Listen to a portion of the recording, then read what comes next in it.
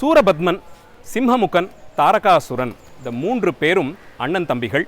இது இல்லாமல் இவர்களுக்கு உடன் பிறந்தவர்களும் நிறைய பேர் உண்டு. இவர்கள் எல்லோரும் சேர்ந்து கொண்டுத்தான் தவம் செய்தார்கள். ரொம்ப கடினமான தவம். அந்த தவத்தின் பலனாக அவர்கள் பெற்றது அளவிட முடியாத சக்திங்கிற அந்த வரம். எல்லா உலகங்களையும் ஆட்டி படைக்கக்கூடிய ஒரு வரத்தை அவர்கள் பெற்றிருந்தார்கள். இதனுடைய விளைவு ஆணவம் தலையெடுத்தது. அந்த ஆணவத்தின் விளைவு தேவர்களை எல்லாம் அடித்து துவம்சம் பண்ணினான். இந்திரலோகம் வரையிலும் சென்று இந்திராதி தேவர்களை சிறைபிடித்தான்.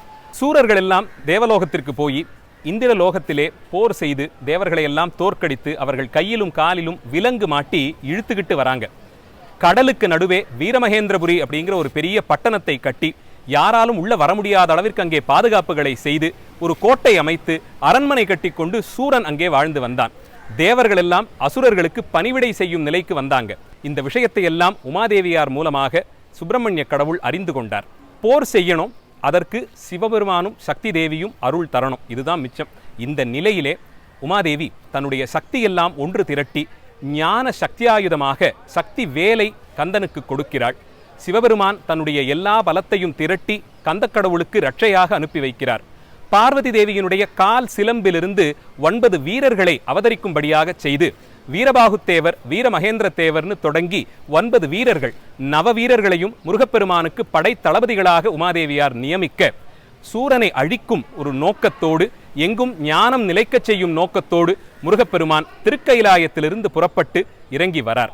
விந்திய மலையை கடந்து கீழே வரும் பொழுது முதல்ல ஒரு தடங்கலாக கிரவுஞ்சன்கிற பேர்ல ஒரு மலை, மாயத்தின் தோற்றமாக இருந்த அந்த மலையை பார்த்த முருகப்பெருமான் வீரபாகுத்தேவரை அனுப்பி அந்த மலையை பற்றி விசாரித்து வரும்படியாக செய்கிறார்.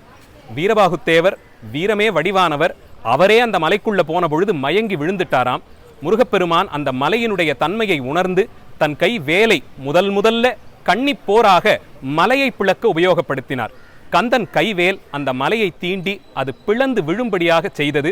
வீரபாகுத்தேவரும் மீண்டு வந்தார். திருவாரூர் தலத்திற்கு வந்து தியாகராஜ பெருமானை சாயரட்சை காலத்திலே தரிசனம் பண்ணி அவரிடத்தே இருந்து வரம் பெற்று திருச்செந்தூர்னு சொல்லப்படும் இந்த திருத்தலத்திற்கு வந்து சேருகிறார். இப்ப நாம நிக்கிறோமே, இதே தலத்துல தான் முருகப்பெருமான் சூரனை சம்ஹாரம் செய்ய வீரர்களோடு சேர்ந்து திட்டங்கள் வகுத்தார்.